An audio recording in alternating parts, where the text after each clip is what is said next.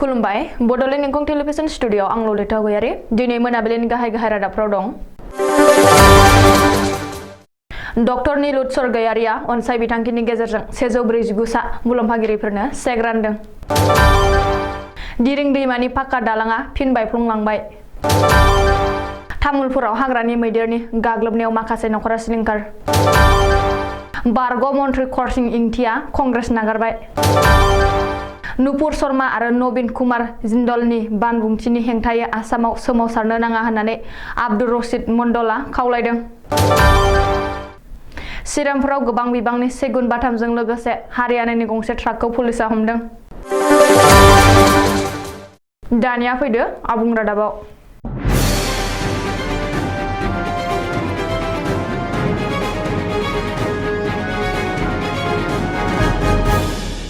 बिटिसिनि मावफुं सोद्रोमा डक्टर नीलुत सरगयारिया दिनै बिटिसिनि अनसाय बिथांखिनि गेजेरजों 149 सा मुलाम्फागिरिफोरनो राङारि अनसुंथाइनि चेक गथायदों।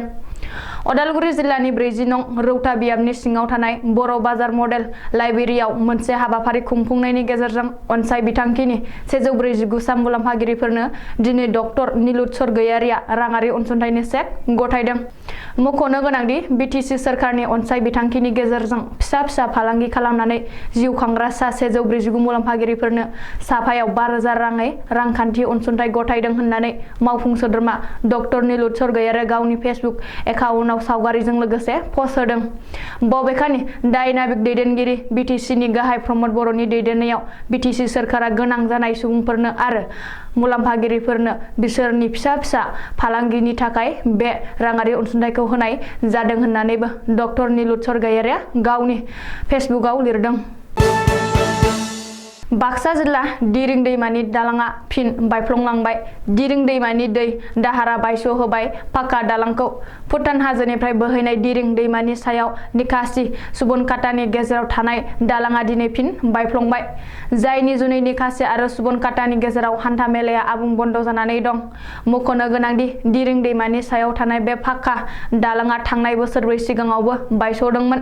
बबेखानि माखासे अन्थाइ बाला माफियाफ्रा हाग्रा बिफाननि आयेनखौ नेवसिनानै आरो आयेननि बेरेखायै दिरिं दैमायाव हर सान अन्थाइ बाला जावखांनायनि थाखायनो बे पाक्का दालाङा फिन बायफ्लंदों होननानै ओनसोलनि सुबुंफ्रा अजद दैखांदों। दिरिं दैमानि सायाव थानाय दालाङा फिन बायफ्लंनायाव सुबनकाटा ओनसोलनि सुबुंफ्रा जिल्ला सदर मुसलपुराव फैनायाव जेंना नुजाथिगोन। बेनि अनगायैबो ओनसोलनि फरायसाफोरनि सोलोंथाइ जिउआव गाज्रि गोहोम गोग्लैगोन होननानैबो ओनसोलनि सुबुंफ्रा बुंदों। मिथिनो हानाय बायदिब्ला दिरिं दैमानि दैया आफाङाव माथावरि उसिफावनानै माखासे गामिफ्राव लोमसावहोदों आरो रायजो राजाफोरखौ आनि थानि खालामदों। तामुलपुर जिल्लानि भारत भुटान सिमनायाव हाग्रानि मैदेरनि उदखार। मिथिनो हानाय बादिब्ला थांनाय हराव भारत भुटान सिमनानि महेन्द्रनगरनि 1 नं दरंआर गामियाव भुटान हाजोनिफ्राय आदार नागिरना ओंखारबोनाय मैदेर फालोआ उदखार खालामफैदों। थाद'नाय गैयै जे अखा हानाय बोथोरावबो हाग्रानि मैदेर फालोआ उदखार खालामफैनायाव गामियाव गोख्रों सिलिंखार जादों। मिथिनो हानाय बादिब्ला मैदेर फालोआ गामिनि गं 10 नखरफोरनि न' बांखौ सिफायनानै धोन सम्पति सिलिंखार खालामनानै आलाय सिलाय खालामलांदों। हाग्रानि मैदेर फालोआ न' बां सिफायनानै बाख्रिनिफ्राय माइ जालांनायनि अनगायैबो गय नालेंखर बागानफोरखौ सिफायनानै थेर बेथेर खालामलांदों होननानैबो सुलुङाव फोरमायदों। मख'नो गोनांदि गामिनि माखासे गोरिबथार सुबुंनि न' बांफोरखौ मैदेर फालोआ सिफायलांना जालाखार खालामदों। जायनि जुनै बैसोर गोरिब नखरफोरा गुबुननि न'आव आश्रय लानो गोनां जादों। ओरैहाय बेबादि दुखुनांथाव जाथाया जालांनायनि उनावबो हाग्रा बिफान आरो जिल्ला खुंथाया जेबो खौरां लायैयाव जायगानि सुबुंफ्रा सोरखारनि सायाव खुद्रिसारदों। कंग्रेसनि थाखाय आरोबाव गुबुन मोनसे गेदेर खहा। कार्बि आंलंनि गागि कंग्रेस दैदेनगिरि आरो बारग' मन्त्रि करसिं इंतिया कंग्रेस नागारबाय। करसिं इंतिया दिनै कंग्रेस दोलो नागारबाय। बावैसो जालांनाय कार्बि आंलं अट'नमास काउन्सिल बिसायख'थियाव कंग्रेसआ मोनसेबो मासि देरहानो हायालासे जोबोर गाज्रि जेननायनि उनाव कंग्रेसनि बारग' मन्त्रि करसिं इंतिया दोलो नागारनो थांखि लायो। रिपर्ट बादिब्ला करसिं इंतिया गावनि दोलो नागारनाय लाइजामखौ आसाम प्रदेश कंग्रेस कमिटिनि आफादगिरि भुपेन बरानो दैथायहरनानै दिनै कंग्रेसनि सोद्रोमा सोद्रोमा आरो गावनि बिबानखौ नागारो। मख'नो गोनांदि कार्बि आंलं अट'नमास काउन्सिल बिसायख'थियाव कंग्रेस दोलोआ खाताबो खुलिनो हायाखै आरो मोनसेबो मासियावबो देरहायाखै। गुबुन फारसे बिजेपिआ कार्बि आंलंनि गासिबो मासि एबा मोन 26 मासियावबो देरहाजोबदों। बिजेपिनि बारग' सफक भार्सन नुपुर शर्मा आरो नवीन कुमार जिन्दालआ हजरत महम्मदनि सायाव अजद गोनां बानबुंथि होनायनि हेंथायै हादरनाङै गोख्रों सोमावसारनाया सोलिगासिनो दं। भारत हादरनि अनगायैबो माखासे इस्लामिक हादोरफोरा भारतनि हेंथायै गोख्रों सोमावसारदों।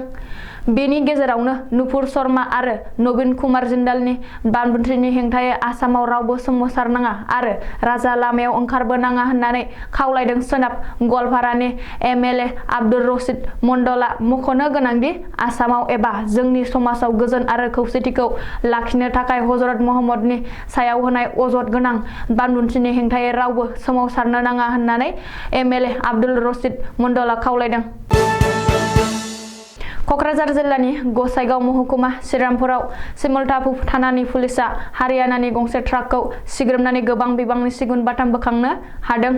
AHR 73A6769 नम्बरनि 16 साखा ट्राकखौ बुधबारखालि फुंनि समाव सिग्रोमदोंमोन। पुलिसआ सिग्रोमनाय समाव ट्राकनि सायाव बस्ता मोनग्रोदोंमोन, नाथाय उनाव सिङाव गासैबो सिगुन दंफांनि बाथामफोरखौसो मोनदों। पुलिसनि सुलुङाव फोरमायनाय बादिब्ला बे सिगुन बाथामफोरखौ बरपेटायाव दैखांदोंमोन आरो सोनाब बंग'नि कलकातायाव आलन्द खालामहैगौमोन।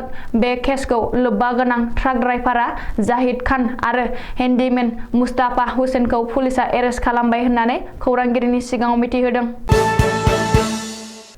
दिनैनि रादाबा एसेनोसै। गोजोन्थों।